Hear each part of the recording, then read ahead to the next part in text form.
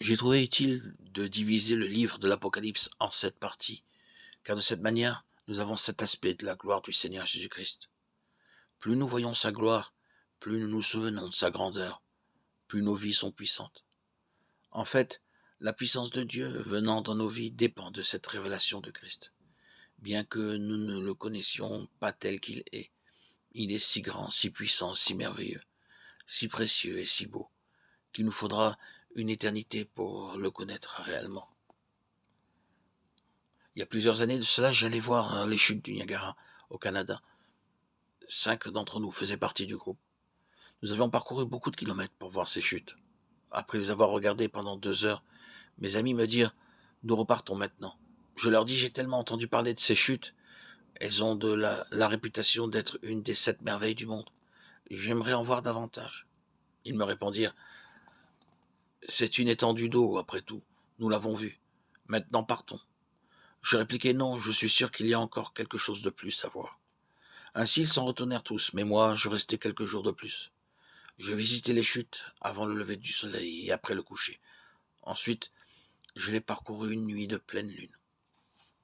À chaque fois, je contemplais quelque chose de nouveau.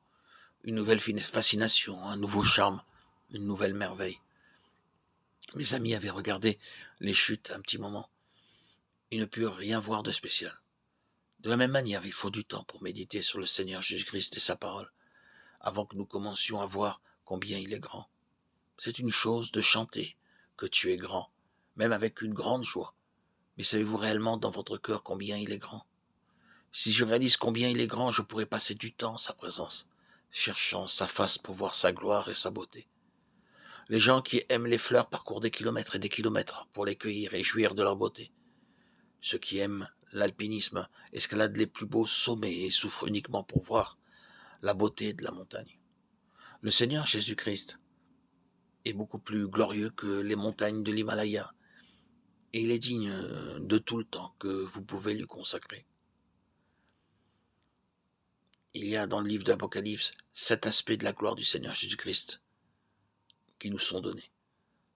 Dans le premier chapitre, nous le voyons comme notre souverain sacrificateur éternel et immuable. Nous pourrions passer un mois sur ce chapitre et nous étendre sur chaque détail, ses cheveux, son visage, ses yeux, sa bouche, ses mains, ses pieds, ses vêtements et sa ceinture. Nous pourrions alors seulement commencer à connaître et à comprendre sa grandeur. Les chapitres 2 et 3 de l'Apocalypse nous décrivent la gloire du Seigneur. Il est révélé comme celui qui travaille dans son Église sur la terre, selon ses voies, en toute quiétude, continuant à vaincre le diable, non par les armes mondaines, la sagesse ou l'intelligence, mais par son amour, sa grâce et sa puissance. Il a déclaré « Je bâtirai mon Église et les portes de l'enfer ne prévaudront point contre elle. » Ce point est très clair et évident dans ces 2 chapitres, où les 7 messages peuvent se diviser chacun en 7 parties. En d'autres termes, nous avons 49 messages contenus dans les chapitres 2 et 3, où la gloire et la majesté du Seigneur Jésus-Christ sont révélées à son peuple. Même si nous sommes stupides et illettrés, en venant à Christ, nous devenons puissants. Le Seigneur Jésus-Christ travaille comme cela dans les cœurs de toute personne. Des gens illettrés, ne sachant même pas lire, peuvent devenir des hommes de Dieu, une fois nés de nouveau.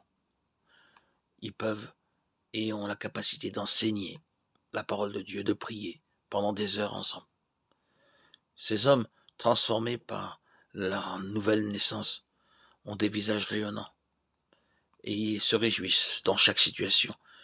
Ils remercient le Seigneur pour toutes choses et ils savent comment l'adorer. C'est ainsi que le Seigneur a vaincu le diable, par des vases que les hommes jugent indignes.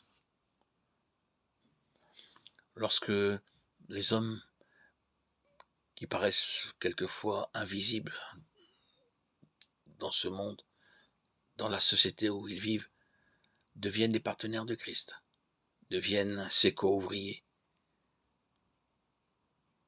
Alors, ces hommes, par la victoire du Christ, peuvent facilement vaincre le diable, plus facilement que d'autres. Le Seigneur Jésus-Christ a pourvu à leur victoire.